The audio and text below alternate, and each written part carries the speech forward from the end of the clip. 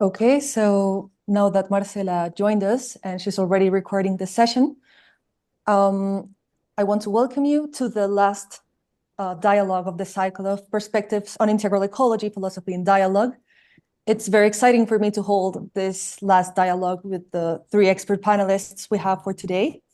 And so the last topic for this cycle of Perspectives on Integral Ecology is going to be Laudato Si, which is an encyclical that started it all, with this project.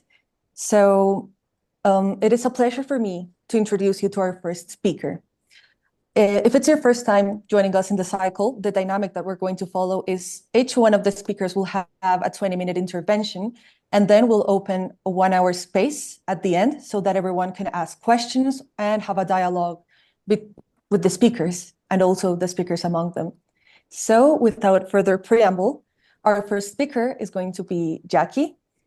For me, it's a pleasure to introduce you to Jacqui Rémond, who is a lecturer in the Faculty of Theology and Philosophy at the Australian Catholic University, with expertise in ecological conversion and integral ecology. Jacqui is a co-founder of the global Laudato Si Movement and an inaugural member of the Laudato Si Movement Global Council.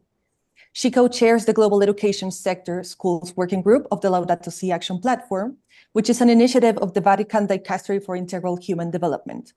Jacqui is passionate about accompanying communities to live an integral ecology through a culture of care for all creation, which necessarily includes governance, spirituality, formation, ethical praxis, and community relationships. In parallel with Jacqui's career as a professional educator, she has held leadership roles within national and state ecumenical bodies as co-convener of the Eco-Mission network, and with Australia's environment sector as a chair of Environs Kimberley, and also as a coordinator of the Northern Australia Environment Alliance, which involved working with 10 environmental organizations across Northern Australia for the protection of its waterways, ecosystems, lands, and seas. So welcome, Jacqui. It's a pleasure to have you here. Thank you so much, Maria, and it's a real pleasure to be with you for this session with esteemed speakers, with wonderful guests. And today I want to acknowledge that it's Thanksgiving in North American context, and it spreads around the world for people who celebrate and give thanks for all that we are and have in our lives. I'm going to share my screen now, and hopefully this works well. Can you see that? Yes, we can see it. Great. So today I'd like to speak with you from the perspective of Laudato Si about the deeper human roots of the polycrisis that we're in. And also from that perspective, the deep roots see a way forward in terms of this integral ecological framing offered in Laudato Si to shape our futures. So I'm drawing on the wisdom in Laudato Si and Laudato Dei for this. And to start with, as is customary in Australia, I'd like to acknowledge country. And country is the phrase or the language that we use to acknowledge, I guess, what we might call an integral ecological understanding of life. So today I'm speaking from Bunurong country. I'm here in Melbourne and in Australia. I'm visiting, so I'm sitting in a space that's not my workspace normally. So if anything goes wrong technically, I apologise in advance.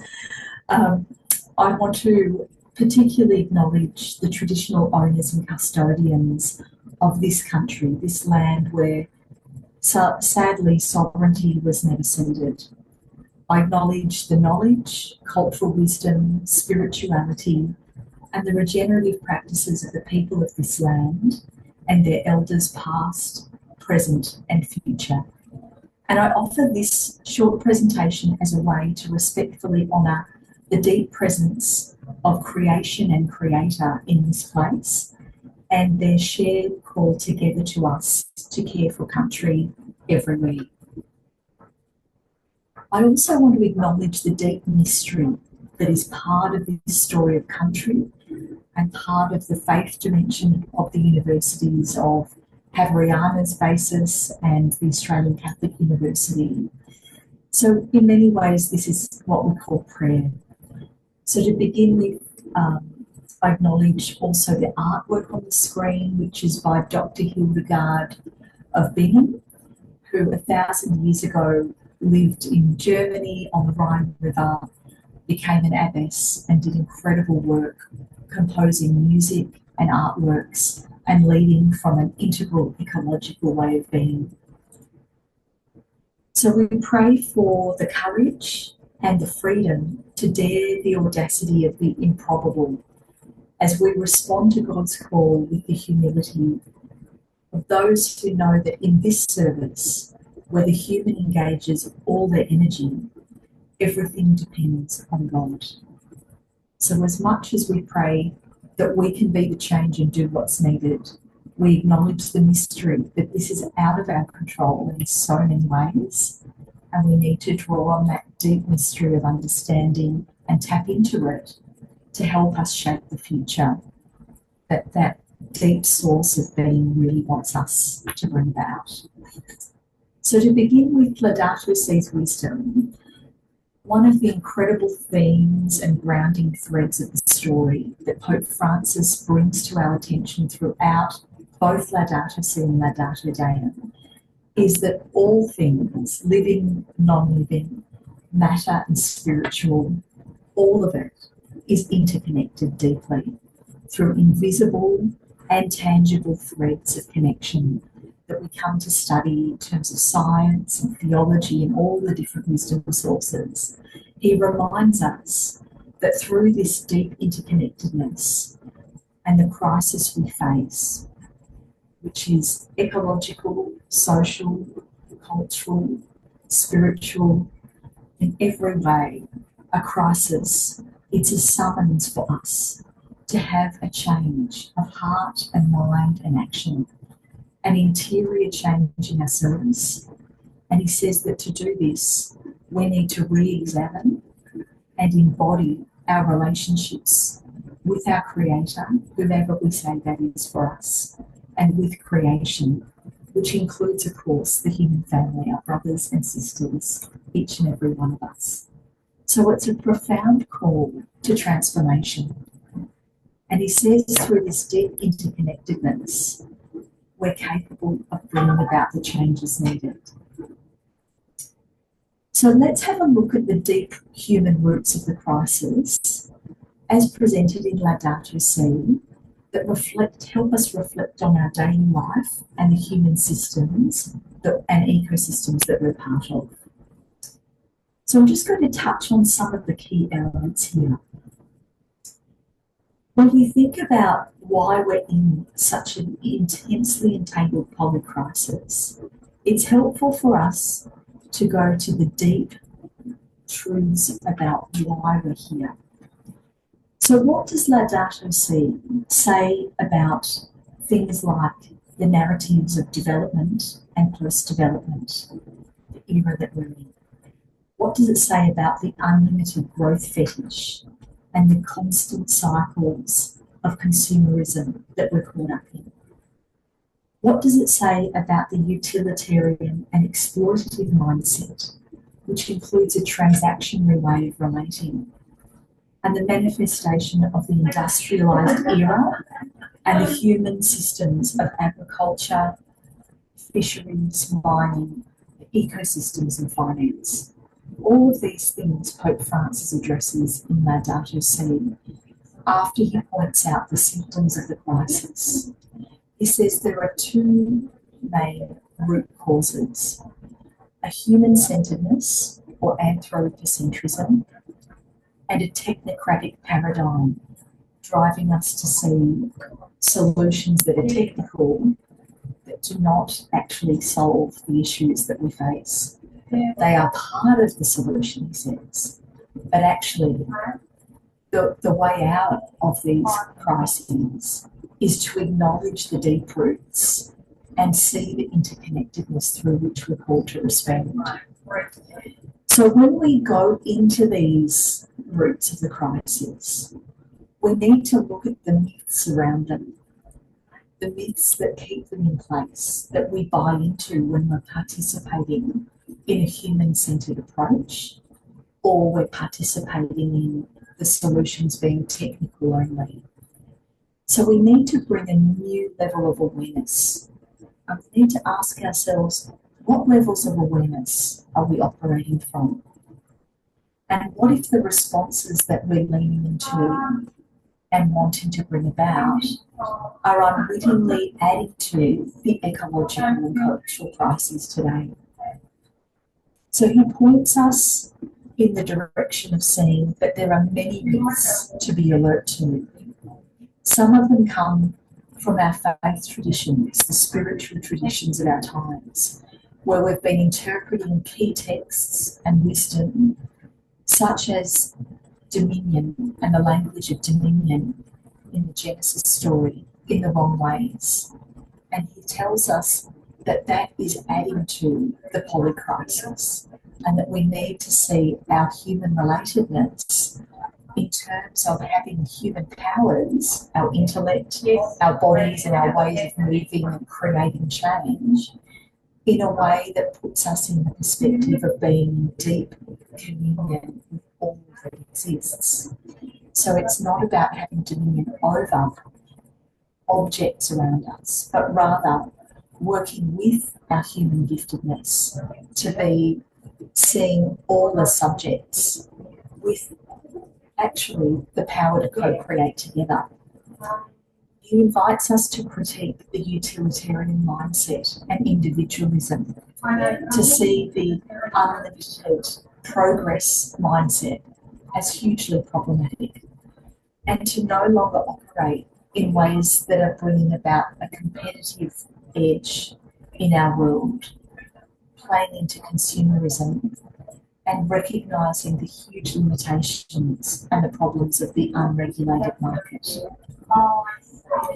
So the questions that arise for me in this are things like, how can we think and act differently so that we're not adding another form of colonial green techno solutions, including adding solar panels to the slave ship, so that we're analysing things as we go through that sense of not wanting to be human-centred and shifting that hierarchical paradigm. And that we are called to see things like responding with audacity. So there's a call to be bold in the way that we respond, but there's also equally a call to humility, seeing our place as the humans in amongst all of creation, and our giftedness to act with the precision of love as the children of God. Laudato Si and Laudato Dei are a radical call to a shift in worldview. This is a simplified diagrammatic way of looking at these, so I acknowledge that they're limited in themselves, but it might be helpful for us today to just take a quick look at these diagrams. The one on the left, which represents the triangle or the hierarchy of beings that we've inherited, not only in terms of wisdom from theologians and others that have come before, and the need to dismantle that and see it in a different way, but actually also the hierarchical frames in our institutions that we're called to dismantle and reimagine and re-engage with. So you can see man at the top, woman underneath, subordinate with all of creation on the left. This egocentric, anthropocentric framing is sadly the dominant worldview in our institutions and human systems still today. And Pope Francis invites us to shift this strategically with all our capabilities and intelligence and our precision of love to change it. In the centre, you can see a biocentric or ecocentric worldview. Now, this is something, again, that's come about through understanding all of creation around us through a scientific and often Western scientific framing. Seeing all of creation as the circle of life is not inherently a bad thing. But sadly, if we see that without seeing the deeper sources of our being and our creator, then we can sometimes fail to see the common good of our purpose. and strive then to be of service to something that is of higher understanding than ourselves, higher purpose. So a theocentric perspective is presented on the right in a love heart shape, where man and woman are equally together at the bottom of the love heart, here to bring about the flourishing of each other and all creation. Something I wanted to bring into our awareness today and remind us of is the philosophical contribution that Laudato Si has brought about, and Laudato Si builds on equally, is where Pope Francis's thinking and teaching is informed by. So just to mention that Pope Francis is drawing on a variety, of course, of Catholic social teaching and therefore multiple sources in Laudato Si and Laudato Deum. But he particularly cites philosopher and theologian Romano Guardini, and particularly in chapter 3 of Laudato Si and beyond. Guardini's critique of reductionist thinking and the technocratic mindset, where we break things into their parts and seek solutions in an equally fragmented way, is hugely problematic, because ultimately it's about seeking human power over all things. So in the most radical sense of the term, power is its motive, and essentially it's a lordship over all. Pope Francis quotes Guardini, who warns against objectifying everything from the enormity of the cosmos to the human being as an object of utility, as if reality, goodness and truth automatically flow from technological and economic power as such. The fact is, he says, contemporary man has not been trained to use power well, because our immense technological development has not been accompanied by a development in human responsibility, values and conscience. Pope Francis invites us to notice that even the best ecological initiatives can fall prey to this thinking and find themselves caught up in the same globalised logic to seek only a technical remedy to each environmental problem, which comes up to us as separate, what is in actual reality deeply interconnected. And it means that we mask the true and deepest problems of the global system. And that's why Pope Francis says all of this shows the urgent need for us to move forward in a bold cultural revolution. And I know other speakers today are going to talk about how they're enacting the bold cultural revolution through philosophy and work that's been done. Before I conclude, I want to say a little bit about this paradigm of integral ecology, because after Pope Francis unearths and reveals those deep human root causes that we're called to hold dialogue about and bring into our consciousness and share with one another on this journey so that we don't inadvertently operate from that same paradigm, it offers the beauty of an integral ecological paradigm to us and an approach that we can continue to research and grow in our worlds. And thinking of this in multiple ways, so the pluriversal understanding of our realities being different in contexts all around the world, drawing on Cardena and Blaze's work there, that our work is about worlding many worlds at this time, and Pope Francis offers an integral ecological paradigm as a way to conceive of this and to actualise it, which I think is an incredible gift to work with. So in reading Laudato Si, in chapter 3, Pope Francis warms us up to the idea and then really explores it further in chapter 4 and beyond. And he says in chapter 3 that integral ecology is a distinctive way. What we need is a distinctive way of looking at things, tiny things, the microscopic quantum of things, and the macroscopic scale of the universe, of looking at all things in a holistic way that brings a holistic way of thinking and being, our ontological framing of being, and living, so that action of living that is integral with the corresponding policies, educational programs of every kind, lifestyles, spiritualities. He says integral ecology is a paradigm shift in which no branch of knowledge and no form of wisdom can be left out. So inclusive. And the fact is we can't do it on our own. None of us can hold such an incredible frame without being in dialogue with one another and acting it, learning from one another on the journey. So if we think about going on this journey together with Laudato Si, Laudato Deum, integral ecology, and the wisdom of many, many perspectives and worldviews together, we realise that it's a much deeper journey than the quick fix, fragmented solutions that we keep being attracted to. And he warns us, don't do that until you're going on this deeper journey so you can see it holistically.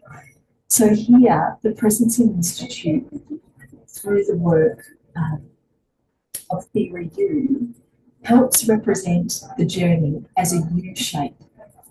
Rather than wanting to leap across the abyss to get to the quick actions, which is, as we know, flawed, he invites us to take a much deeper journey to the source, opening our mind, our hearts and our will, seeing with fresh eyes all the interconnectedness around us, which is the good and the not so good of the story, sensing from the field so that we're tuning into the realities on the ground, and letting go of those hierarchical ways of relating and seeing so that we're in a much deeper sense of connectedness to the maker of all, our creator, and that we can go from that deep source into prototyping and crystallising new ways of perceiving, new ways of feeling, and therefore enacting this together, shaping the future with each step. So this call to transformation, of course, lends itself to many different transformative methodologies. And some of these that I'm mentioning here, like Theory U, help us see how to engage in our complex cultural, ecological realities. So rather than dealing with the symptoms, like at the top of the iceberg in this model, it's about going much deeper than the structures and just rearranging the deck chairs on the Titanic. Often our COP meetings go, what are the symptoms? We keep talking about the symptoms.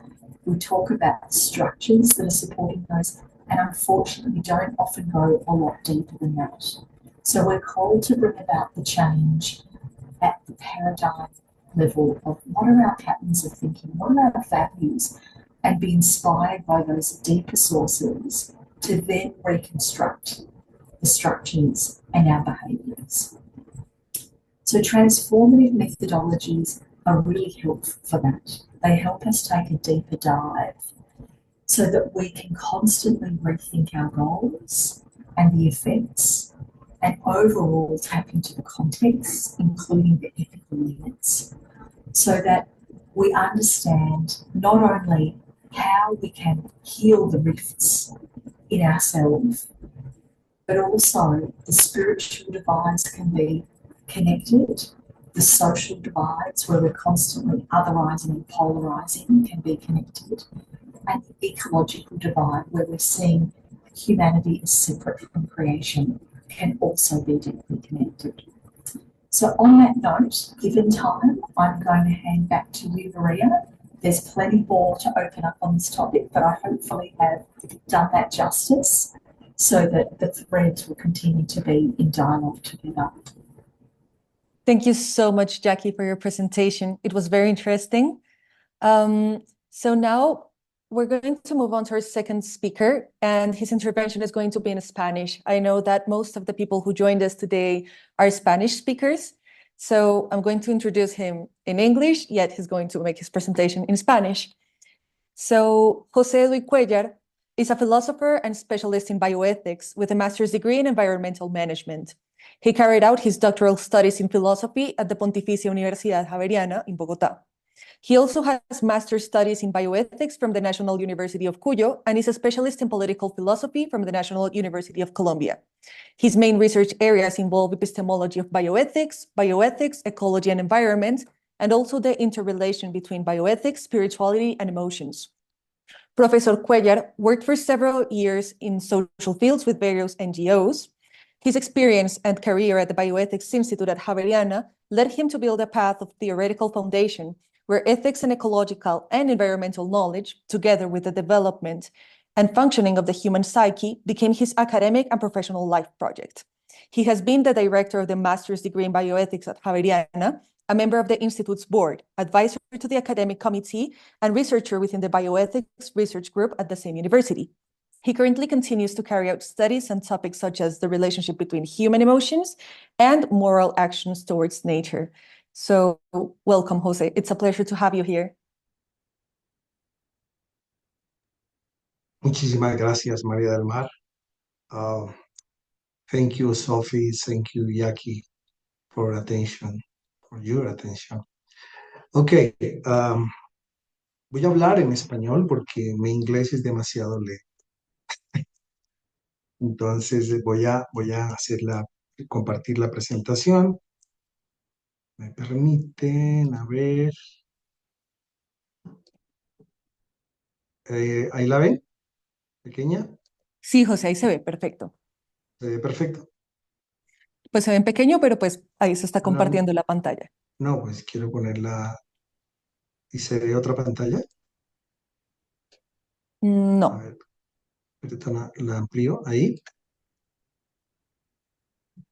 Ahí se ve mejor. ahí se ve, ahora sí. Ok. Entonces, permítanme. Ok, entonces. Yo he titulado esta presentación Responsabilidad para con la naturaleza. Una aproximación bioética entre la ética ambiental y la encíclica Laudato Si. Tengo tres premisas. Voy a ir leyendo este texto. Esta presentación forma parte de un ensayo mucho más amplio sobre la idea de responsabilidad humana, en el sentido moral, no necesariamente religioso, más sí en el sentido de la dimensión espiritual y ética. A la base de esta aproximación reflexiva hay tres postulados. El primero, hacia izquierda, indica que todos somos naturaleza. Plantas, animales y humanos pertenecemos a la misma experiencia de vida en este planeta y en este inmenso universo. El siguiente postulado considera que el ser humano, desde su diversidad y propia naturaleza, es co-creador de su propia realidad. Son presupuestos que yo voy sosteniendo hace mucho tiempo. Allí radica el tesoro más valioso, ser libre. Su propósito vital, ser feliz. Y el mayor logro, la expansión humana. Y el último postulado, a su derecha, se asienta sobre la convicción de que el actuar ético es la opción más elevada de la humanidad en su experiencia por esta vida. Por eso el título de esta presentación considera que ser ético es la base de la vida humana en general y en concreto del actuar político, jurídico, social, económico, cultural, religioso, familiar e individual. Y que si la base de esta está maltrecha, está inestable, si esta base es retrógrada, opacada, confusa o ignorada, entonces una sociedad, una nación, un país o un individuo está corriendo el riesgo de seguir arrastrándose en su propia miseria y seguirá condenada a repetir una trágica historia. Si la base está bien consolidada, estoy hablando de lo ético, y valorada, una sociedad, nación o país alcanzará su más elevada altura de vida y sentido de vida. La perspectiva bioética indicada en el subtítulo se entiende de manera epistemológica como un saber interdisciplinario sobre el fenómeno de la vida en general y metodológicamente como un acto dialógico, valorativo y deliberativo de la toma de decisiones en diversas situaciones que afectan la vida, como los problemas ambientales, entre otros problemas humanos. Bajo estas premisas, el propósito de esta presentación es sustentar que dependiendo de la noción de responsabilidad que se asuma frente a la naturaleza, puede generar un tipo de conciencia y por consecuencia una acción humana que puede seguir siendo de competencia y propiedad de la naturaleza. Seguiríamos pensando que somos dueños de la Tierra, el planeta, o de colaboración y cooperación con ella, reconociendo que somos co-creadores, copartícipes de la vida como los seres no humanos. Yo voy a hablar voy a desarrollar muy brevemente dos ideas: la responsabilidad en la encíclica Laudato Si y la responsabilidad desde la ética ambiental, y al final haré una breve mención a manera de conclusiones. El texto de Laudato Si contiene un gran número de temas y asuntos alrededor de la apuesta por una ecología integral. Uno de ellos es la idea de responsabilidad. Si bien no es un tema de análisis y de análisis explícito en el texto, sí es un supuesto que atraviesa toda la carta encíclica. El ejercicio de comprender qué se entiende por responsabilidad en la carta nos condujo a interpretar que es una acción humana. La creencia no es una responsabilidad, ni siquiera un postulado de la razón, ni siquiera una emoción. Es una acción u omisión, que sería otra forma de acción. Esta se manifiesta de una parte como culpabilidad, aquí cuando hablo de acción culposa y de pecado, como culpabilidad del ser humano, o del actuar humano, como creador, co-creador o responsable de la crisis ecológica ambiental. Es decir, son sus acciones de daño, de depredación, de acumulación y de propiedad las que lo hacen cargar con una condición de culpa y de pecado contra la creación. En la carta dice, numeral 8, dice que los seres humanos destruyan la diversidad biológica en la creación divina, que los seres humanos degraden la integridad de la tierra y contribuyan al cambio climático, desnudando la tierra de sus bosques naturales y destruyendo sus zonas húmedas, que los seres humanos contaminen las aguas, el cielo, el aire. Todos estos son pecados, según la encíclica, porque es un crimen contra la naturaleza, contra la misma humanidad y contra Dios mismo. Texto de la encíclica. Otra forma de entender la responsabilidad en Laudato Si como acción es la de cuidado. Pasamos de la condición culposa a una condición de cuidado, que yo la coloco aquí como acción del descuido al cuidado.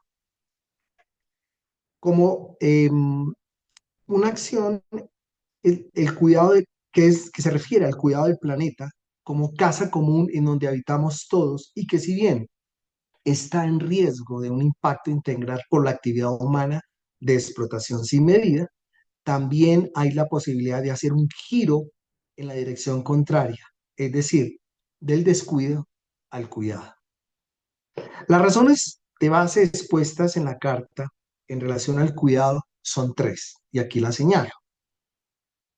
Los seres humanos somos parte de la casa común, el medio, como el medio ambiente, como una hermana, una madre, es decir, como un ser muy cercano. Y dice el texto: esta hermana clama por el daño que le provocamos a causa del uso irresponsable y del abuso de los bienes que Dios ha puesto en ella. Y continúa afirmando el texto: Olvidamos que nosotros mismos somos tierra. Nuestro propio cuerpo está constituido por los elementos del planeta. Su aire es el que nos da el aliento y su agua nos vivifica y nos restaura.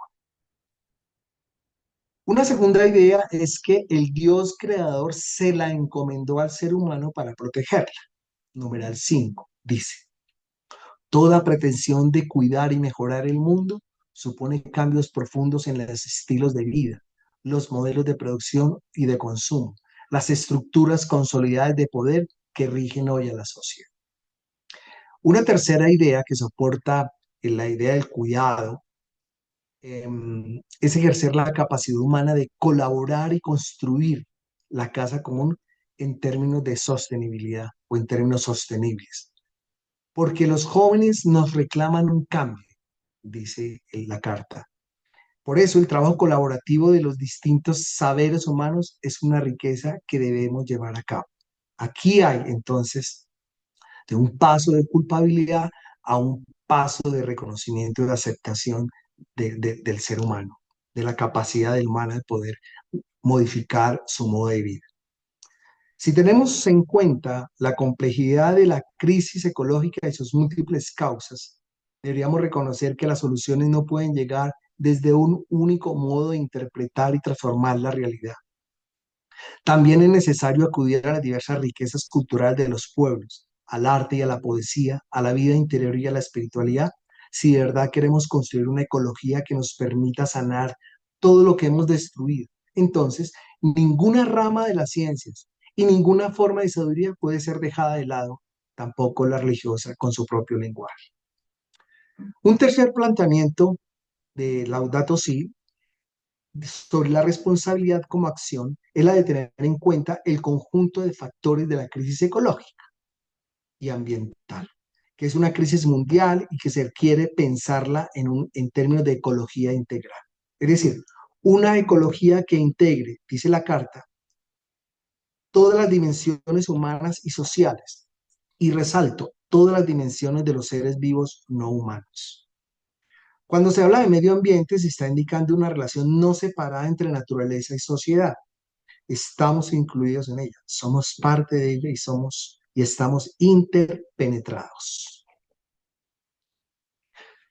Sobre lo dicho, para la encíclica, la responsabilidad humana es cuando hay un cambio del actuar humano, de la perspectiva de la propiedad indebida, de la competencia desleal, la explotación sin medida, sin límite, pues la tierra es de Dios y el hombre, el humano, es solo un administrador y un cuidador. Voy a pasar por el tiempo a entender la noción de responsabilidad en la ética ambiental. En un sentido formal, la ética ambiental se constituye entre las décadas de los 70 y 80 como un saber filosófico frente a la naturaleza, con autores como Holmes Rolston III, John Callcott, Ernest Nang, Paul Taylor, entre otros. Sin embargo, antes de la década de 1970, hubo autores que marcaron pautas importantes para una ética ambiental, y es el caso de Aldo Leopold, que lo quiero señalar aquí. Aldo Leopold es un ingeniero forestal, un silvicultor y conservacionista, que con su texto Ética de la Tierra, de Land Ethic, publicada de manera póstuma en 1949, marca una ruta para la acción y la fundamentación ética frente a la naturaleza. En términos generales, la ética ambiental es un campo del saber filosófico que estudia tanto la relación moral que establece el ser humano frente a la naturaleza, como el estatus y el valor moral de la naturaleza misma. En la ética ambiental encontramos una apuesta por la consideración moral de la naturaleza y del medio ambiente, fundamentada en la defensa de una categoría, el valor intrínseco de la naturaleza, que aquí lo señalo.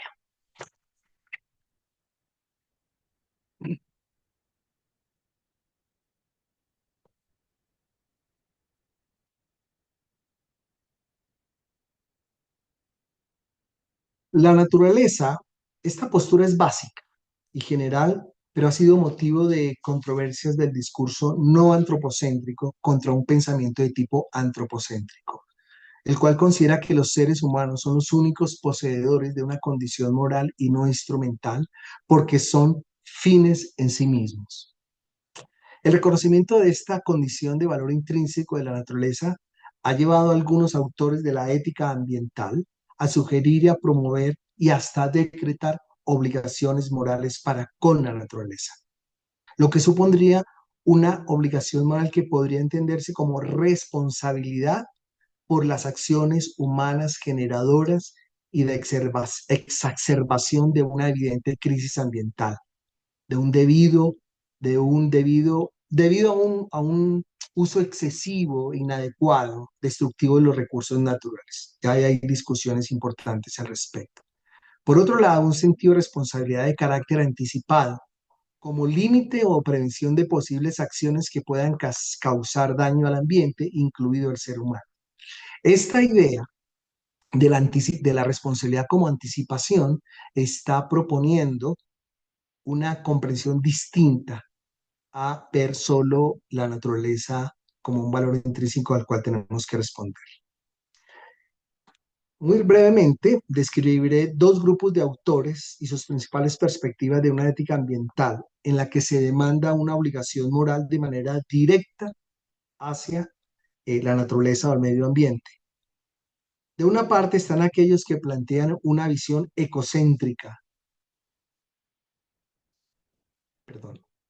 una visión ecocéntrica, eh, y aquellos que plantean el igualitarismo biocéntrico, también identificado genéricamente como biocentrismo.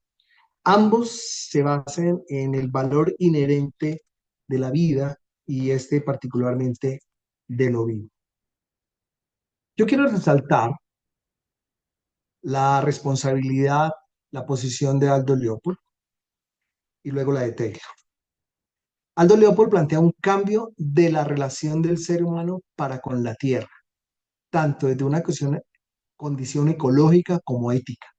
En su texto Ética de la Tierra, considera a la tierra como una comunidad biótica en sentido ecológico y una extensión de la ética, porque la tierra, mira esto, puede ser conocida, amada, admirada y respetada. En este sentido afirma que una cosa es correcta, es ética, cuando tiende a preservar su integridad, su estabilidad y su belleza de la comunidad, y es incorrecta cuando tiende a lo contrario.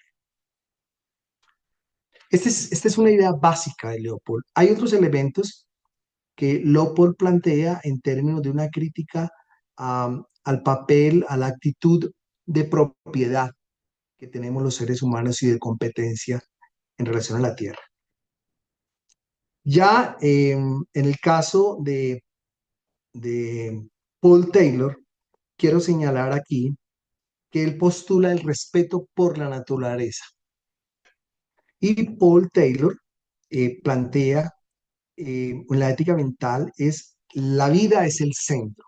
Y esta actitud frente a la naturaleza se alcanza de manera racional por cuanto se puede justificar y en consecuencia se puede influir en nuestras actuaciones, porque como toda teoría ética, la ética ambiental pretende esclarecer principios que luego sirvan para deliberar acciones.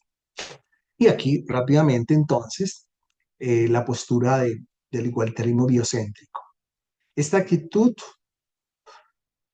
Paul Taylor plantea, me adelanto aquí, 4 componentes principales que sostienen el postulado biocéntrico.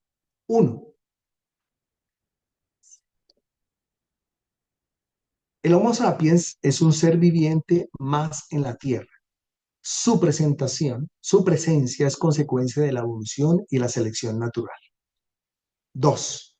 La comunidad biológica de la Tierra forma una compleja red de organismos funcionalmente independientes. De esta forma, la supervivencia de cada organismo está determinada en parte por su relación con otros organismos. 3. Cada individuo viviente es un centro teleológico de vida. Y esto es muy importante, no es teológico, sino teleológico, que persigue su propio bien, su propia manera. Es decir, cada individuo tiene una dirección, tiene su propio bienestar y está limitado por su propia naturaleza como especie y el medio o el entorno en el que vive. No está antropomorfizando a la naturaleza.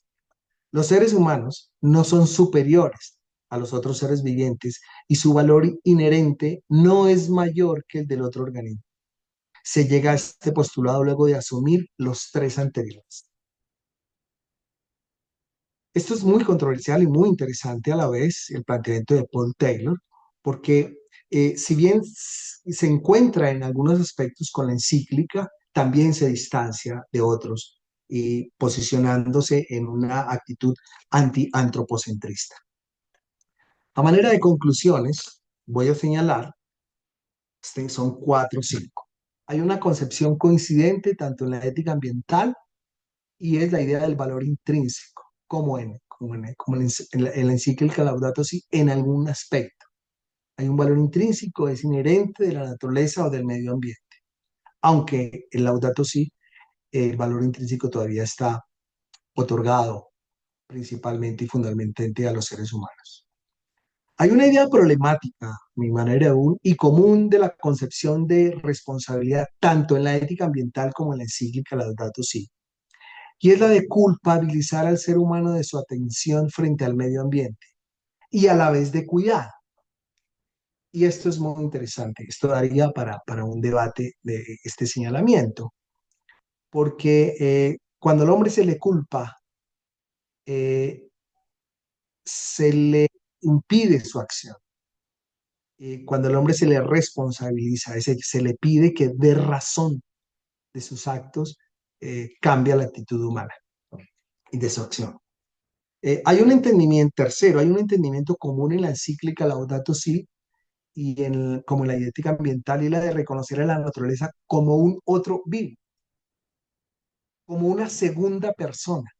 Si bien varían un poco los términos, sin embargo, se mantiene el pensamiento de que la naturaleza está viva y brinda información. Y esta categoría de segunda persona me parece muy importante para que la revisen, y hay una bibliografía en la que participa un profesor de la facultad, el profesor Miguel Ángel Pérez, y otros colegas. Cuarto, hay en la ética ambiental y en la encíclica Laudato Si una percepción, una posición con soporte científico de que la crisis ambiental planteada desde mediados del siglo XX es la manifestación de una crisis más profunda e integral de relación del hombre, de la humanidad, con la naturaleza. Y eso hay que atacarlo directamente. Finalmente, se puede derivar tanto de la encíclica como de la ética ambiental señalada un sentido de responsabilidad para con la naturaleza en 3 perspectivas. Una relación de cooperación, de colaboración y de interdependencia. La tierra no nos pertenece. Debemos sí disfrutarla tanto ahora como para las generaciones futuras. Muchas gracias. Muchas gracias, José. La verdad estuvo muy interesante. De verdad, muchas gracias. Gracias. So now, last, we're going to have Sophie, and after Sophie's intervention, we're going to have a space for questions. So as our third speaker, I'm going to introduce Dr. Sofia Sanity. She's a research associate for the World Resources Institute's Faith and Sustainability Initiative, where she conducts research on the values, behaviors, initiatives, and assets of faith-based organizations to enhance the capacity of faith actors as climate justice advocates. Originally from Toronto, Canada, Sophia spent 7.5 years in graduate school studying the social, ecological, ethical, and political dimensions of our global economy to identify promising pathways towards low-carbon economy. She prides herself in community service and climate justice advocacy, and takes seriously the importance of embodying the change we wish to see the importance of embodying the changes we wish to see, implementing this through principles of dialogue, partnership, and organizing. Prior to joining the World Resources Institute, Sophia was the ecological economics intern at the Vatican's largest office, the dicastery for promoting Integral Human Development, where she drafted speeches and issued briefings on priority ecological and social issues. She completed her PhD in 2022, examining Canadian household responses to the COVID-19 pandemic to better understand transformational change during times of disruption. Sophia is an executive board member of the International Society for Ecological Economics and was a board member of the Canadian Society for Ecological Economics for 6 years. She currently lives in the Netherlands, where she enjoys the benefits of reliable public transportation. So welcome, Sophia. It's a pleasure to have you here. Thank you. And sorry, it's a very wordy introduction for sure. I'm an academic at heart and I like a lot of words. I'm just not getting the permissions to share my screen. Can you, I think I've put in a request if you can fix that. Oh, yes, sure. I'm going to have to ask Marcela or Jacqui if you could make Sophia a co-host, because I made Marcela a host so that she can record this session, and I accidentally do not have the permission anymore. That's okay.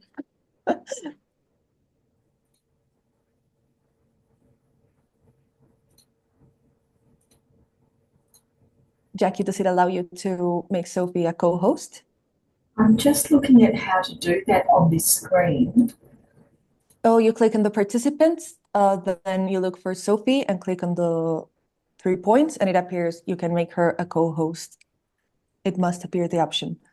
Unfortunately, it's only giving me the option when I click on participants to invite or copy invite link. Okay. It goes to Yahoo email, so that's definitely not the path. Sophie, if you want, you can send me your presentation via email and or you can send it to Jacqui so that she can share her screen. Okay. Jacqui, can you type your email in the chat, please?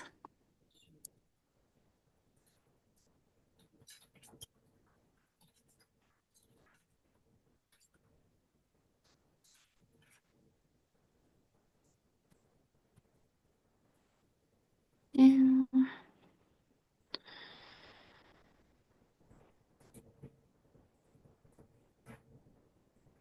And this is probably a good moment for everyone to consider any questions that have been emerging for you that you'd like to ask of myself or Juan, and of course, any comments or reflections you'd like to add while we're getting the tech set up here.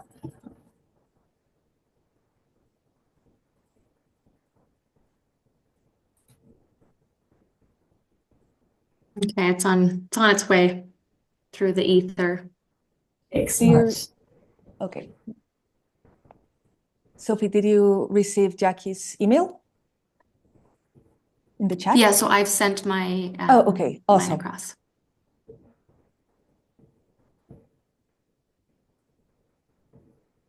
Just waiting for it to come in here.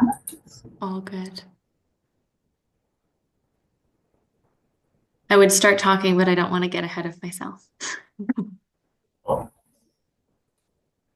Hitting the refresh button and still waiting for it to come through. I think this system is a bit old, so it's not lightning speed at all here. So sorry. That's okay. It's okay, Jacqui, don't worry.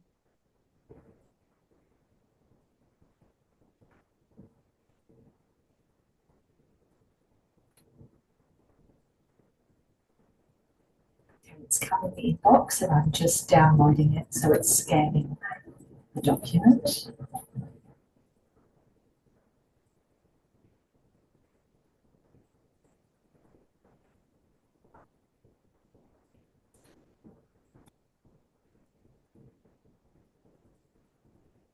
The download is happening, but it's taking a bit of time.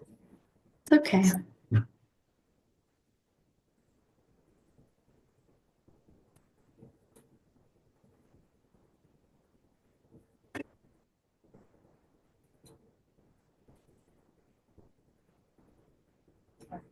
PowerPoint now.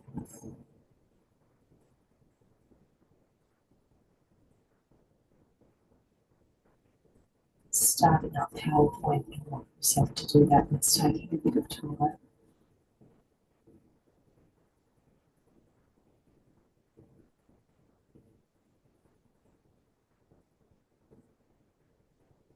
helping us all slow down. It's okay. Thank you, Jacqui. We still have like 1 hour to go, so I think it'll be perfect for Sophie to have the 20 minutes of the intervention, and then we'll have plenty of time for dialogue and questions. Sounds great. And of course, one of the key messages in Laudato Si is slowing down, so it's helping us practice. Some good Laudato Si humor. Love it. You can just click enable editing, and then you can share the full screen.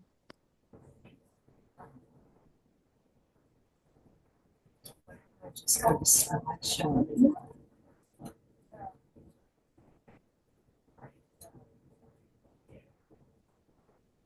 How's that? Beautiful. Thank you.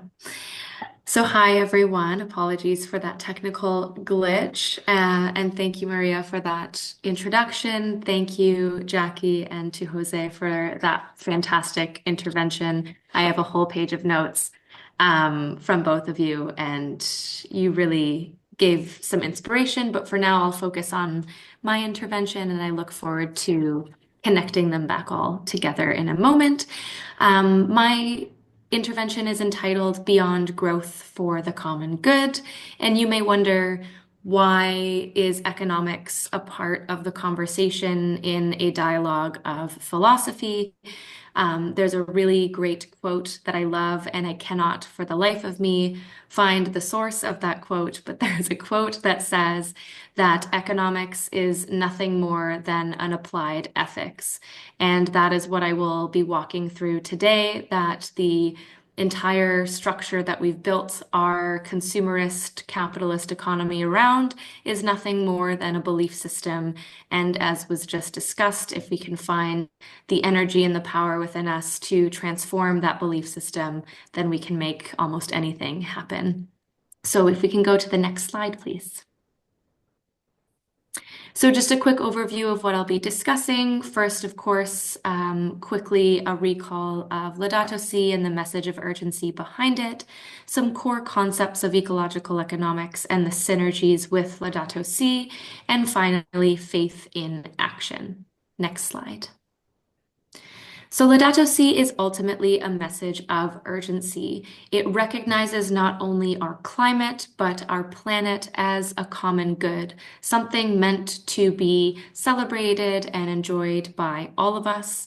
Laudato Si recognizes the scientific consensus behind climate change, that human activity is disrupting our ecological systems, and this is largely driven by what Pope Francis calls an undifferentiated and one-dimensional development paradigm. And that's a term I'm going to call back to in a little bit. As a result of this paradigm, there are a disproportionate number of impacts being placed on the most vulnerable communities, the most vulnerable ecosystems, even though they had very little, if at all, to do with the problem. And more than that, there is a detrimental disregard for our common destiny. So this calls to the future generations, to what sort of planet we are leaving behind to everyone else.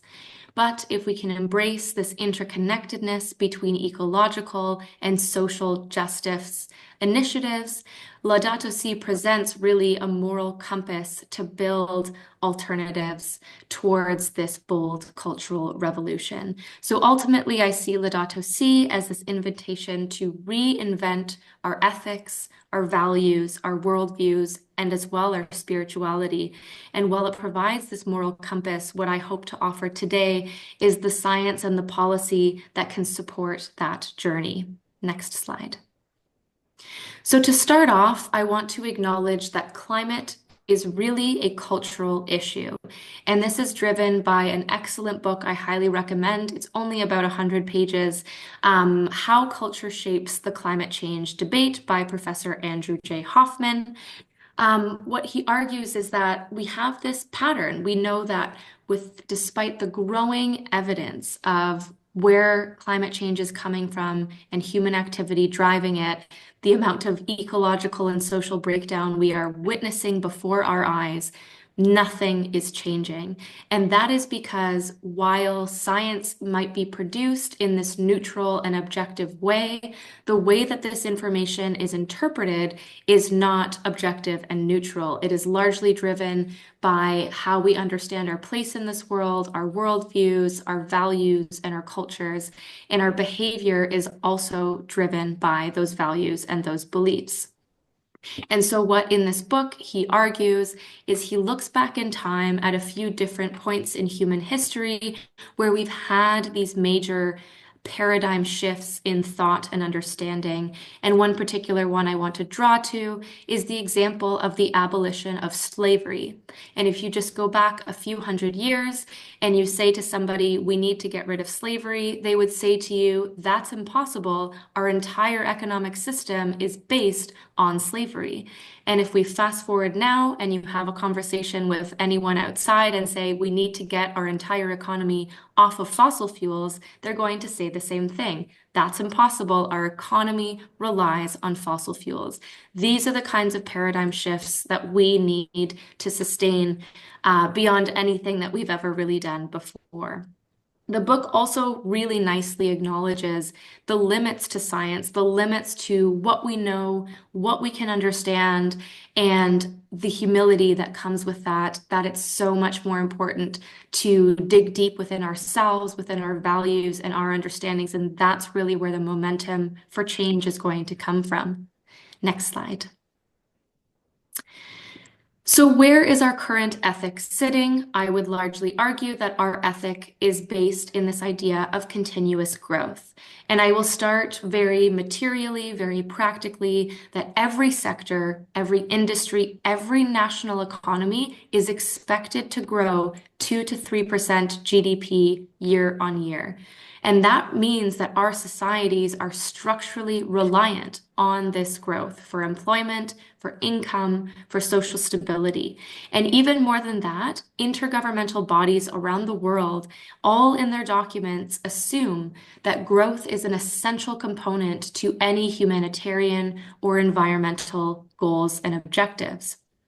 And that leaves our expressions of our humanity to be very limited to self-interested, utility-maximizing actions that are about expressions of status, how much you own, how much you shop, how much you buy, how big your house is, how large your car that you can drive, but not so much the quality of your friendships, how you spend in your day, how often you get out in the sun, go for a walk, the things that actually matter in life.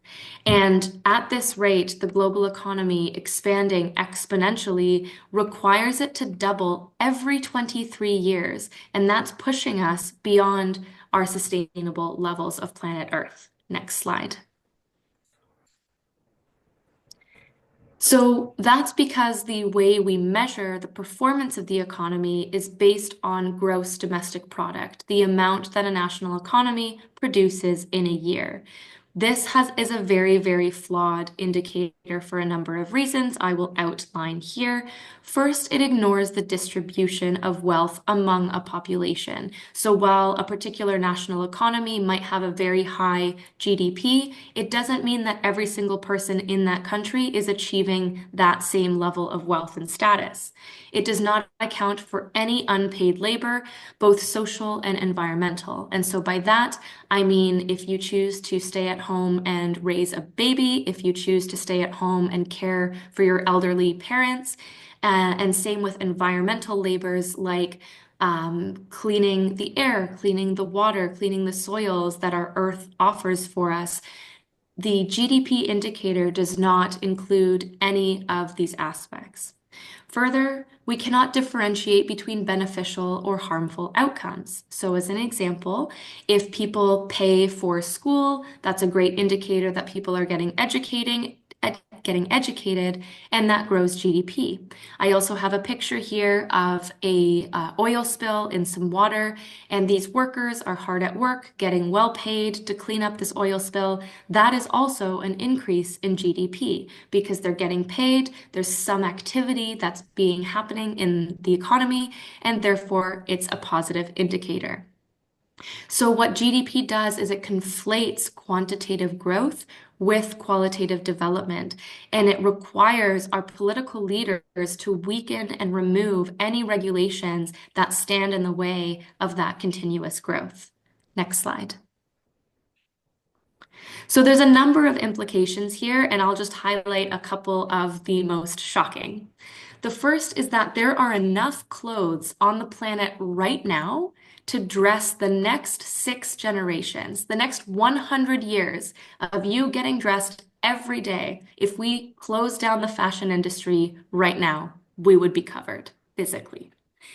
71% of all plastics ever made were produced in the 21st century, and this is now considered a global human health crisis as microplastics are seeping into our bloodstream and into our brains. There's a catastrophic decline. Almost 3/4 of global wildlife populations have collapsed in 50 years. Half of the world's emissions come from the richest 10% of people, which means there's huge wealth inequality and huge inequality in terms of responsibility of these issues. The most shocking comes from a paper that's cited at the bottom from Oxfam that just came out a couple of weeks ago. In 90 minutes, so actually in about 15 minutes from when we started this presentation until then, in 90 minutes, 50 of the world's richest billionaires will have emitted more emissions than the average person will emit in their entire life. Next slide. It is also bankrupting our morality. Materialistic values have been found over and over again in the psychology literature to force people into incurring more debt, having lower quality interpersonal relationships, higher ecological footprints, lower job and career satisfaction, and lower personal and physical well-being.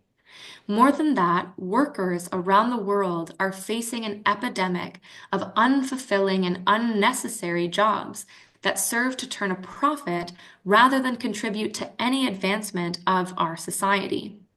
But if we can apply alternative indicators like citizen satisfaction or air quality, decision makers will actually deprivilege economic outcomes and focus on social and environmental well-being. So this was the first of its kind study that was just done in 2019 with about 130 Americans, where they asked them to pretend to be the mayor of a city and allocate resources accordingly. And if they were in the condition where there were alternative indicators, they developed almost 50% less of the available natural land as a result. So there's a clear need for a more comprehensive and inclusive development indicator to take us beyond growth. Next slide. So we live on a finite planet. And while that might be a very obvious statement, I want to make it really clear that physics are a real thing and we are messing with systems that we do not understand. But more than that, limits physically, limits from an immaterial perspective, well-being and consumption correlate only up to a certain point. So what that means is that as countries reach higher and higher levels of income, the relationship between social progress and the continuous growth of GDP actually start to break down, where social progress just kind of levels out. We actually don't need that much growth to be happy people. So beyond a certain threshold, improving well-being no longer is about growing GDP. It's again about quality of relationships, quality of your work, quality of your life. So we can actually achieve all the goals for every member of our society today with less GDP just by organizing our economy around welfare, public goods, and a fair distribution of resources and opportunity. Next slide. So that brings me to ecological economics. This is an economic proposal that actually, shocker, recognizes the material and the energetic dimensions of our global economic system. So we have the social foundations, the bed in which all of us need our food, our water, our energy, our networks, our education, but also respecting the planetary boundaries in which we all live.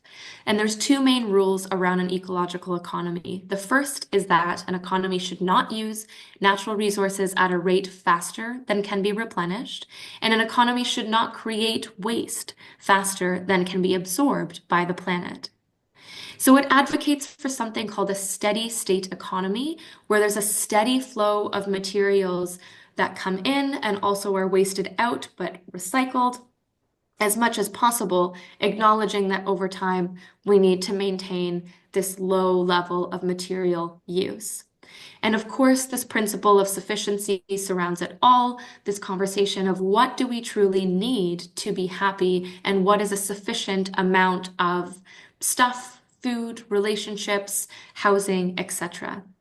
And ecological economics actually is Laudato Si goal number 3. So it is right there being applied all throughout the workings of the Catholic Church. And next slide. So a lot of ecological economists, myself included, would argue that actually degrowth is a precondition to any sort of ecological, low-carbon, sustainable economy. Degrowth stems from the European activist movement that was against consumerism and advertising and so forth. And it basically advocates for the ethical and intentional contraction of the global economy, as well as an equitable redistribution of wealth and resources where they need them.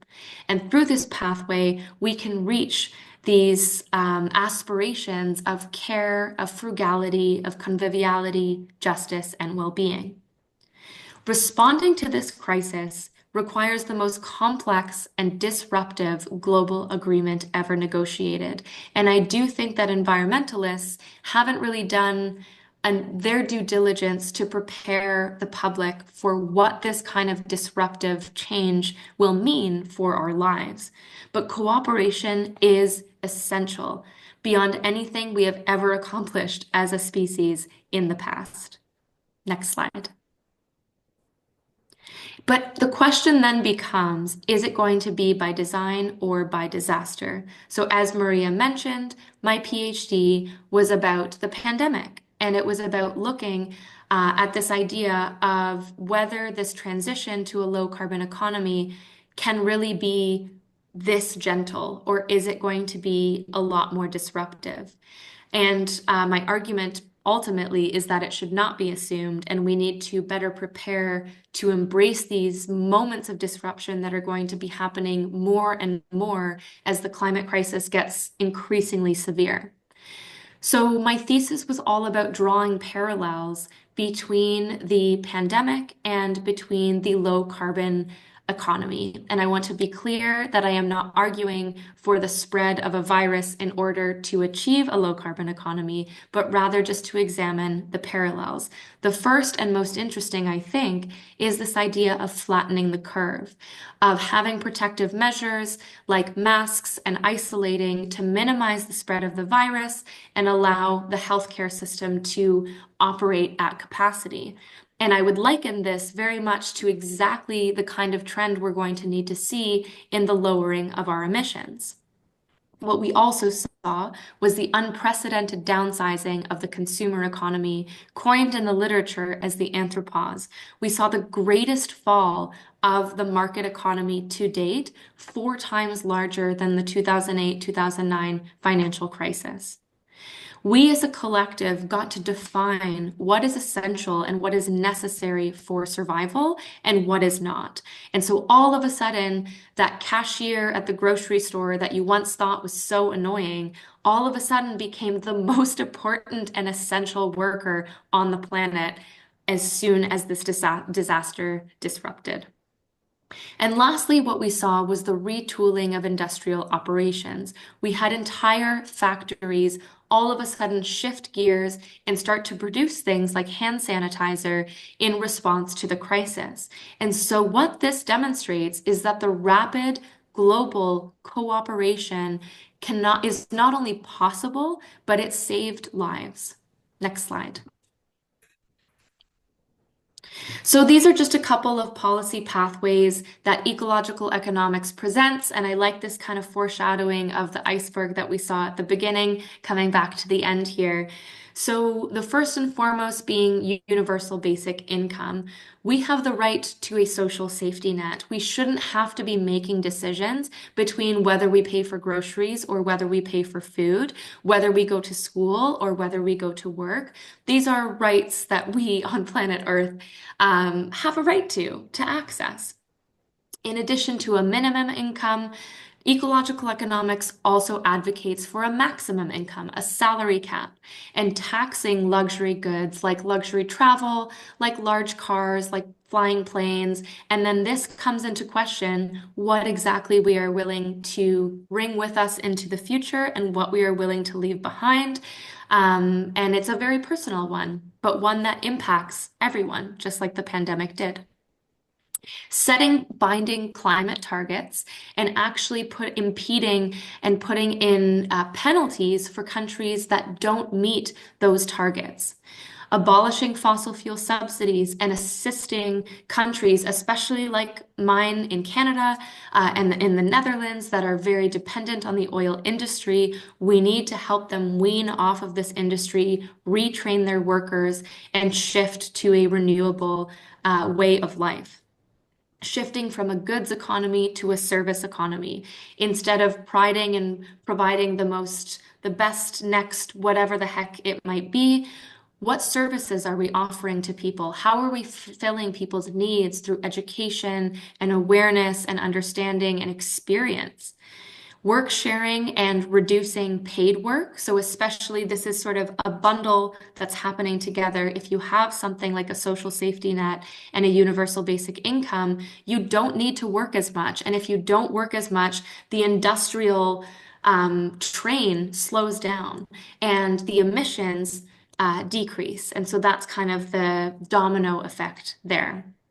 Ultimately, the argument that I have is that the future is public. We really need to be resisting any privatization of our healthcare systems, our education systems, because those are our rights and we have the right to access those needs. And the future of transportation, of internet, maybe of banking can be as public as we might imagine it to be. Next slide. So lastly, bringing it back to faith in action. The Catholic Church represents a global network of trust and of influence. And I have on the left-hand side here an indicator of the rates of mass attendance in 2023. So the populations in which we have at our disposal to send these messages and communicate. And through this messaging, we can legitimize the cause to shift economic visions, including the goods that we produce, the services provided, the wealth distributed, and the geographies prioritized. And just as a couple of examples, there are 35 million students enrolled globally in Catholic primary, secondary, and higher learning education institutions, including other services. The Catholic Church is also the largest non-government provider of healthcare in the world. In addition to the many community centers, hospitality services, recreational facilities, and so much more. And these services are especially critical for the very low-income regions that are hit hardest by this climate crisis, where public services may be weaker due to economic or political issues. And lastly, on a global scale and an interfaith perspective, global religions have been described as the third largest economic power on Earth, estimated at $5 to $10 trillion. So with that power, what can we do? Next slide, please. So through the power of communication, we are the stewards of life's continuity on Earth. And what we can do is translate this urgent message through a more personally salient way that goes so much deeper than an economic message, an advertisement, hearing it from your government, going beyond any sort of scientific evidence or technological solution, all of which have its limitations and all of which won't get us there because we have all that and nothing's happening. What we need to do is devote ourselves to what we love and remind ourselves that what we love is each other and our planet and caring for that planet. Next slide. So just to end here on a quote, that we have become, by the power of a glorious evolutionary accident called intelligence, the stewards of life's continuity on Earth. We did not ask for this, but we cannot abjure it. We may not be suited to it, but here we are. Next slide. So thank you all for your attention, and I look forward to meeting you and chatting and having a good dialogue. Thank you for your time. Thank you so much, Sophie. Your presentation was very interesting, very engaging, and I think it's also very useful because we don't tend to feel like this concrete and more practical side of what the future is waiting for us. So now That's what I'm here for. So now we're going to open up the space for dialogue. Anyone in the public, you can feel free to make questions to the panelists, or you can also speak between you. So just let me know. You can both write your questions in the chat, or you can just raise your hand or open your microphone and directly ask any of the speakers.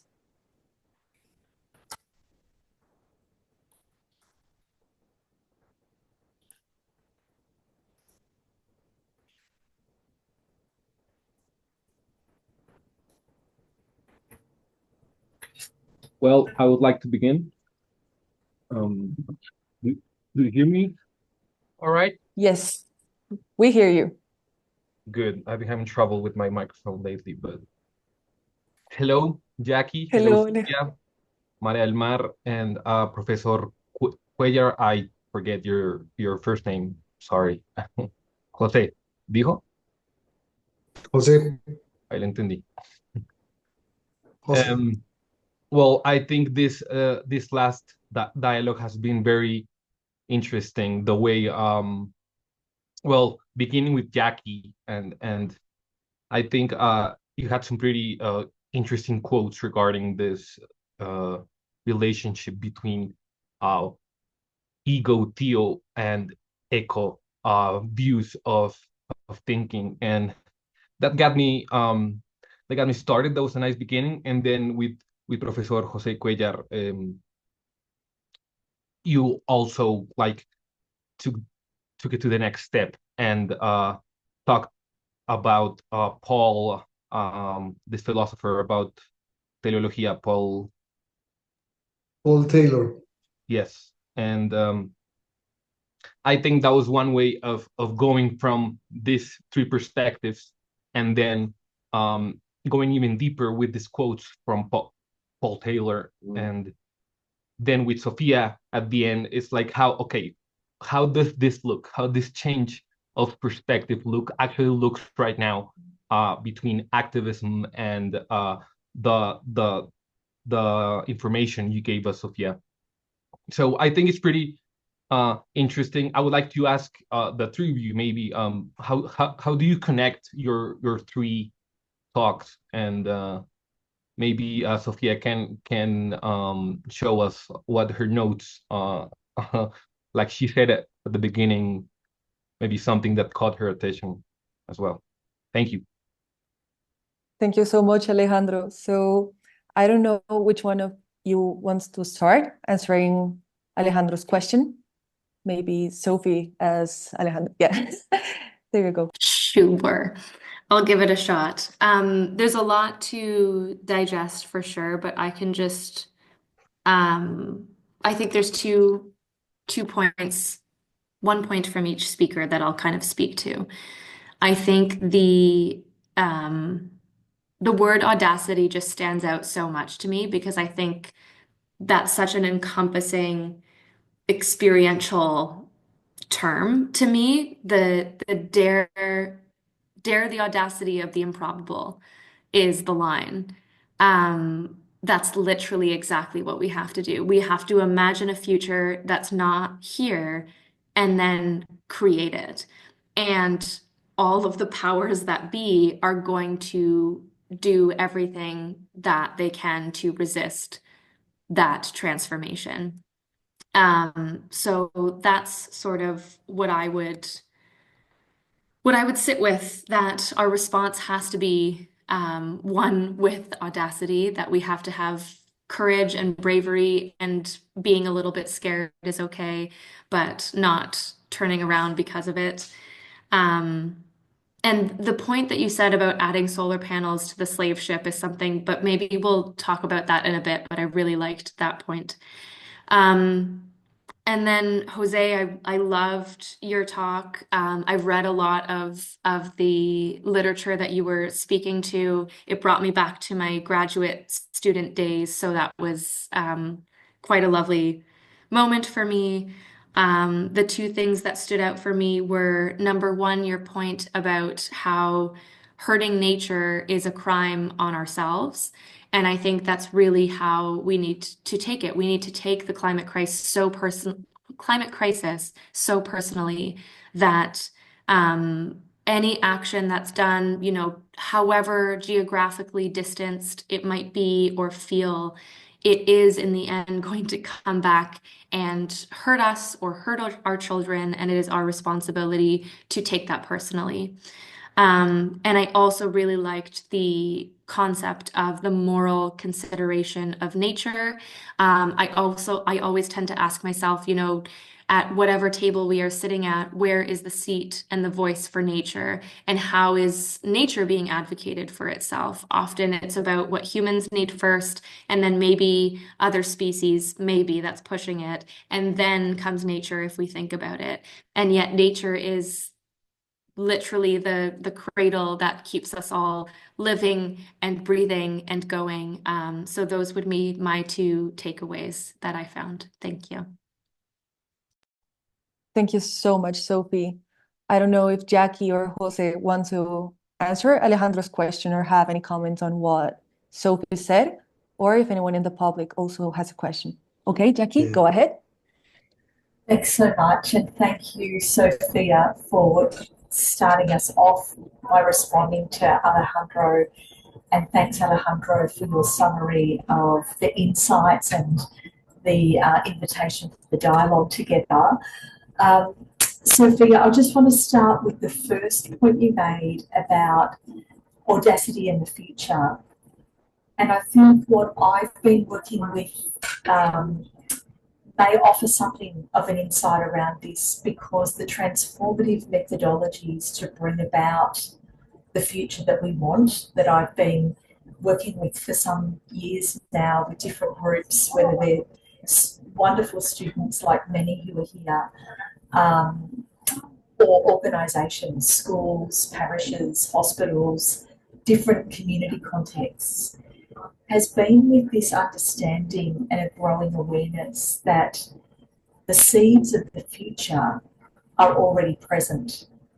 And that's because we need to understand for ourselves that the way time is held is absolutely not linear, and yet that is the paradigm, the dominant paradigm of time, that is bundled up with all these other dimensions of the dominant paradigm that we are seeing.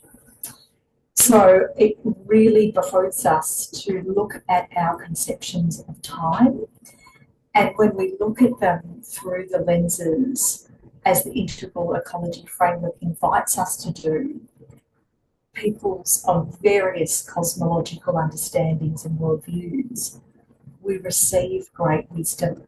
So one person, and there are many to look into, that can describe the future in a way that provokes us out of the dominant thinking of the linear frame is a fellow called Bayo Akumalafe. But many traditional people share different ways of understanding that the past is in the present, and the future has already been, and that it's not circular spiral, it's slushy, it's collapsing in on itself all the time.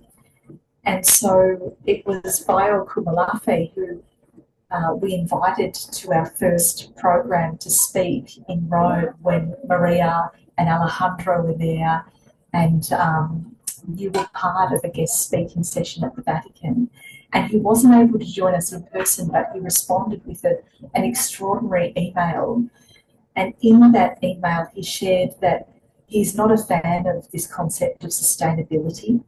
He really describes himself as somebody who's post-colonial, post-activist, and so many other ways, because he sees that buying into the sustainability paradigm means that we're likely to buy into putting more solar panels on the slave ship, which continues to erode, you know, the beauties of creation with its minerals being mined in ways that constantly creates a plague on the planet. That's the deep wounding of creation, but also the slaves, the young people, the lives of people who are caught up with mining these minerals.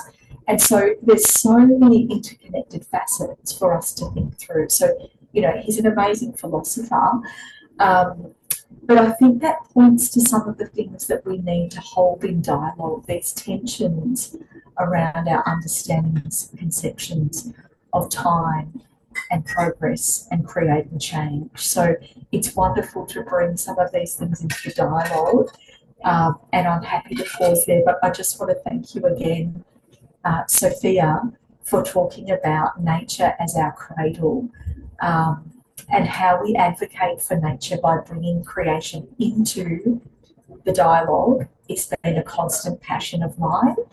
And you know, in things like the film The Letter, we did that through bringing a couple of scientists who focus on marine ecosystems in Hawaii, but mapped that story, and bringing the voices of creation into the film was well done by the producers off the fence.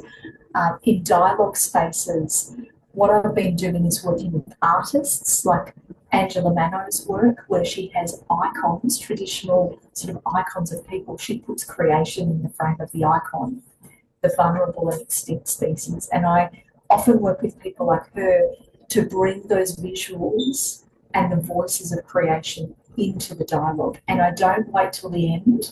I bring them in as early as possible so that we're sitting in the space together with the voices of creation. But there's so many ways that I'm sure others are doing these things, and I'm just going to pause there. Thank you so much. Thank you so much, Jacqui. And I think Jose also wants to reply to Alejandro's question. So go ahead, Jose. Voy a intentar responderle a Alejandro con la mayor claridad posible. Creo que hay un punto en que las tres exposiciones nos conectamos. Y es la idea de la cooperación. Y es la idea de la colaboración que debemos tener unos con otros, los seres humanos, para nosotros y entre nosotros. Esa es una idea que a mí me parece muy, muy, muy valiosa, porque ataca el gran paradigma del individualismo, ¿sí? De la competitividad, de la propiedad. Y ahí me parece importante, del uso y del desuso, del uso y de, como lo llamaba un artículo que habla de la obsolescencia programada, de cómo nosotros los seres humanos hemos venido cada vez creando mayores necesidades, objetos innecesarios para vivir y para vivir con calidad. Eso nos sigue manteniendo alejados del mundo no humano, de lo que llamamos la naturaleza. La seguimos manteniendo separada. Es absurdo que sigamos manteniendo una producción de objetos que nos hagan sentir felices, eh, y a la vez estemos destruyendo nuestro propio hábitat. Ah, lo que yo recojo en el caso de Jacqui es una gran riqueza que nos ofrece la carta encíclica para hacer un cambio, un giro de mentalidad. Es decir, en Colombia, permítanme señalarlo en Colombia, eh, necesitamos hacer un cambio desde dentro, desde nuestra actitud, de cómo es que yo me relaciono con la naturaleza. ¿Qué significa la naturaleza? ¿Qué significa eso que yo llamo medio ambiente? Hoy, la ciencia, la ecología, la biología nos está mostrando que el mundo natural, no humano, está vivo y tiene unas posibilidades, unas cualidades de darnos información. El problema está en que nosotros aún no la escuchamos, no la entendemos. Ahí hay una situación por la cual nosotros seguimos generando una crisis ecológica porque no entendemos el funcionamiento de la naturaleza a pesar de toda la información. Ambiental, porque nosotros los seres humanos estamos cada día destruyendo nuestro propio hábitat y a nosotros mismos. Y inevitablemente estamos generando múltiples crisis.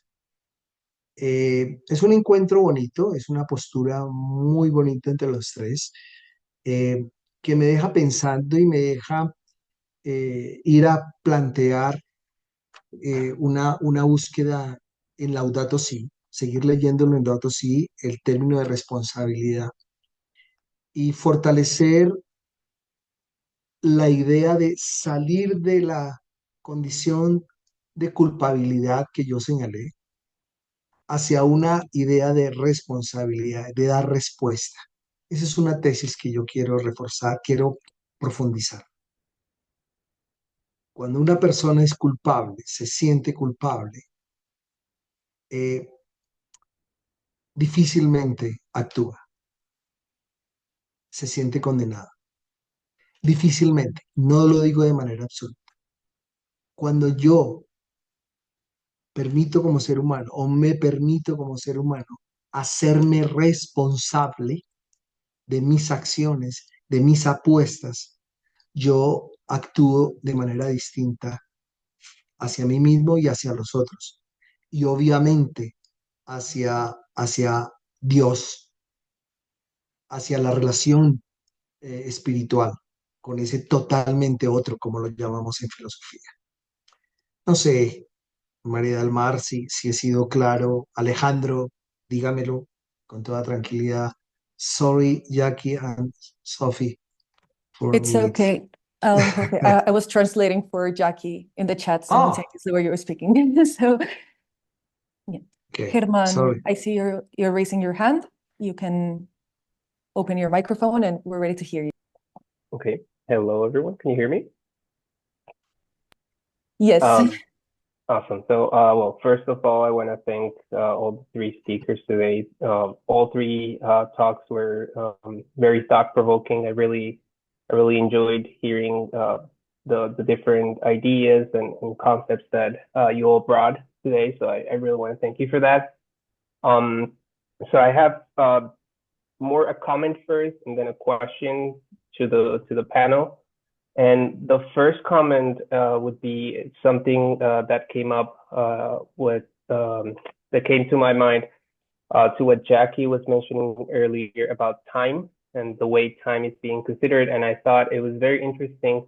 I just read about the Pope meeting with librarians around the world, and he gave them some directions in the different, just bits and pieces of ideas to how to approach and seeing the library as a space for transformation and communication and knowledge. And one of the pointers that he gave them was very succinctly, time over space. And I thought that was very interesting, and it connected really well to what Jacqui was mentioning, and thinking about time in a different way. And of course, this is a philosophical conversation that has always been ongoing, thinking as time as a concept that needs to be thought of over space, and that traditionally has not been done that way. I think, just food for thought for everyone.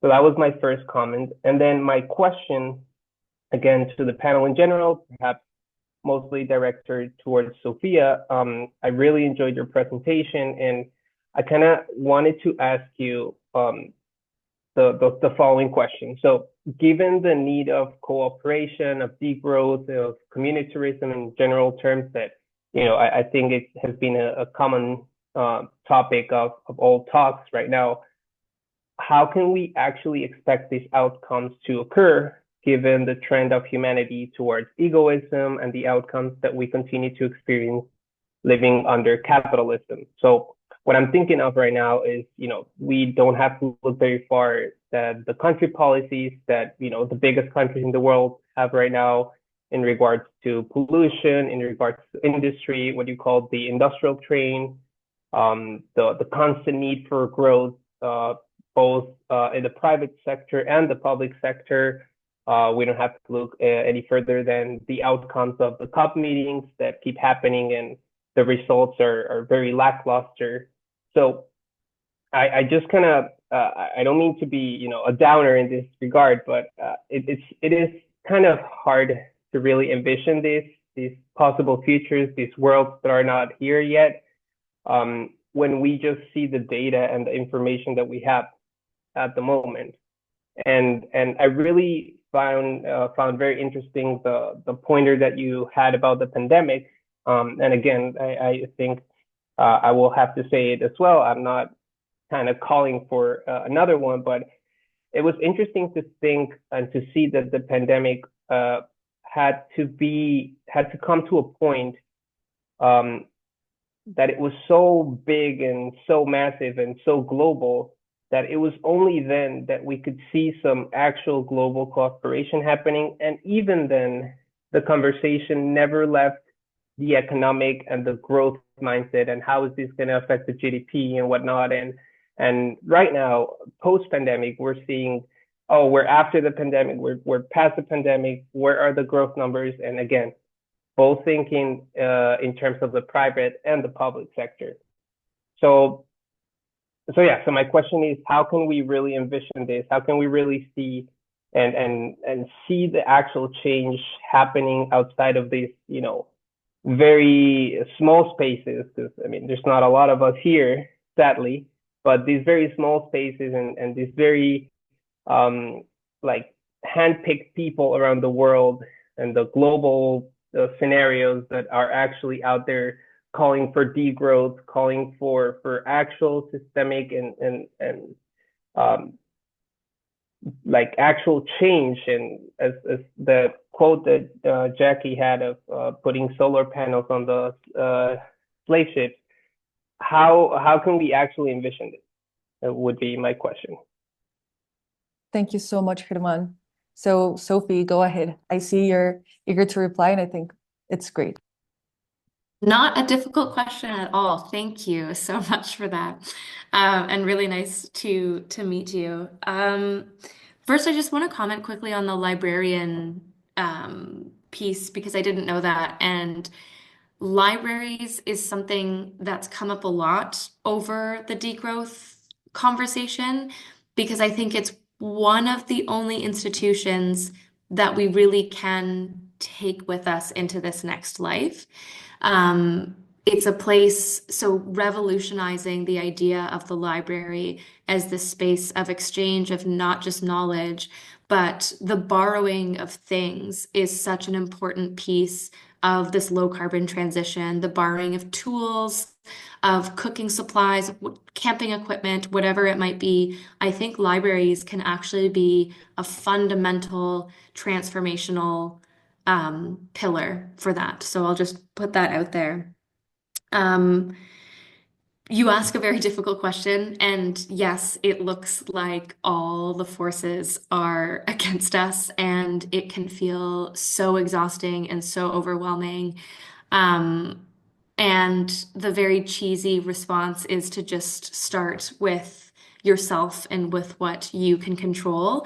And that's something that I've applied with throughout my career, and it is what has brought me here in this moment, is that I took, my master's and my PhD was just one step that I tried my best to encompass these values and experiences into, and that brought me to the next thing, which I tried to just do really well. Through the PhD, I organized 3 national conferences, 2 student symposiums, a unionization movement, a PhD handbook committee. I saw areas where there was a lack of support. And as someone who comes with privilege into those spaces, I knew it was my responsibility to do it. And I also knew it was more labor and more risk for other perhaps marginalized folks, international students to get involved. So I took it upon myself to take up those spaces and make that noise and take it on. And so there is power in action, however small, however big it might be. In organizing that conference, for example, we had very local sustainable food. We had free childcare. So there's little things you can do in your own little world that create those alternatives. And you'd be surprised at how they can kind of inspire. From a medium level, the work that I'm doing right now, or one of my positions, is trying to catalyze local governments across Europe to change the diets that they offer in their public spaces. So this is schools, hospitals, prisons, military, care services, etc. And what we've found is literally there's just a lack of knowledge. There is one person in a government in charge of all procurement. So that's not only food, that's paper clips, that's paper and printer ink. And if we can get to that person and explain to them and educate them on why investing in nutritional food now, even though the cost is a little more, and that's the reason why they haven't done it, because the incentive is not there. But if they make that change now, the health bills are going to go down. You're going to start reaching all of these other sustainable development goals that are possible through the channel of food. So that's on a medium level, what we're kind of piloting right now. And then just as an example, on like a big scale, there is a organization that I had done an internship with like 8 years ago in the UK, the Centre for the Understanding of Sustainable Prosperity, or CUSP. And they actually are a secretariat for the UK's all-party parliamentary group on limits to growth. So there is an example of where it's starting to get embedded in conversations that are happening at a much larger level. And so I hope some of that brings some inspiration. I know it's not going fast enough, and I know things look really scary. And I think that line of audacity is just going to stick with me. I have the audacity to believe that things can be different, and grip onto that with all of your life, because otherwise the winds of change will take you away. If other folks want to comment on that as well, please feel free. Thank you so much, Sophie, for your intervention. I think that's lovely. I had personally the same worry as Germán these past few days on how to maintain hope in these things that actually look so theoretical, but we do not actually see the real changes happening possibly quickly enough for things to get better. But I think listening to you and what you've done and what you're trying to do is actually very inspiring. So thank you so much. I don't know if anyone else has more questions, or if anyone else has anything to say regarding this. I might just jump in and thank Germán for his input and fabulously challenging question. And Sophia, to you, to thank you for your fabulously articulated, evidence-based response that, you know, as our young person in this panel, Maria's designed this so well so that there's always a younger voice, and you're that young voice that, you know, it's just so inspirational to hear all that you've done in your fairly short lifetime. What fabulous work to inspire us all and keep going. And I can add some things to that, but I'm going to hold that because I know Maria and I and Laura and Megan Senek are planning the next series. So I don't know if this is the right time to mention, Maria, but there's going to be a second series of dialogue on integral ecology beginning semester next year. And we're kicking it off by unpacking the integral ecology research paradigm and the contours of that. And I think in that, each of us, Laura, Megan and I, will share the work, I guess, of our lifetimes in some ways. We'll refer to examples just like Sophia did. So I won't do it now. I will add that as a little carrot to tantalise to come to the first of the next series, which I hope helps you as well, Maria, in adding that right now. And I will have to head off shortly because I need to get going on my way home. So happy Thanksgiving from me. That's the last words I'll say. I can't tell you how overjoyed I am to see you here. Herman, Alejandro, Sophia, Jose, Maria, all of you. It is just awesome to be reconnected. And I can't wait for more conversation with each of you. Thank you so much, Jacqui. So adding a little bit to what Jacqui was mentioning, we are going to make a second series of dialogues, but this time we're not going to make it so general. For example, animals, plants. We're going to tackle complex problems, and we're trying to do it on a more praxis, political, and ethical oriented so that we can actually start grasping solutions and not only reinterpreting the problems, but actually trying to do actively something about it. So as Jacqui mentioned, our first dialogue will be probably at the end of January, and we're going to be Jacqui, Megan Senek, Laura Gutierrez, and me. And after that, we're going to have a very interesting group of people and speakers who are also, like Sophie, working on more practical things regarding integral ecology so that we can know what hope we can have in the future and what each one of us can actually do in order to both understand and also act accordingly.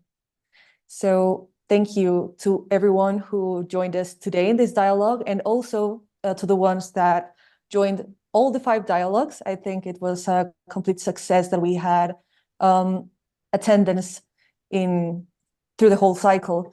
So see you next year, hopefully. And thank you so much, Jacqui, Sophie, and Jose, for your interventions. It was very interesting to listen to you 3. Thank you so much for your time, and nice to meet you all. And take care. Yeah, you Keep too. on. Yeah. Thank you, Keep Maria on Mar keeping on. and Jose. It was interesting to hear you all. And as Herman said, food for thought, all of this meeting. I take the audacity, and there's power in change. Mm. In action, you said, so Sophia, and also the solar panels on the slave ship as food for thought. Thank you. Absolutely. Nice to see you again, Alejandro. Take care. Yeah, you too. Thank you, everyone. Bye. Bye. Take care. Gracias. Bye. Gracias. Gracias, José, por tu Gracias. tiempo. Gracias, A ti. profesor José. Muy interesante. Felicitaciones. Felicitaciones. Gracias, Alejandro, por esas preguntas motivadoras. Y a Germán también. Y bueno, María del Mar, un abrazo. Te debo un café. Converso. Muchas gracias, José. Ahí nos estaremos viendo. Ok, Hasta luego. gracias. Hasta luego.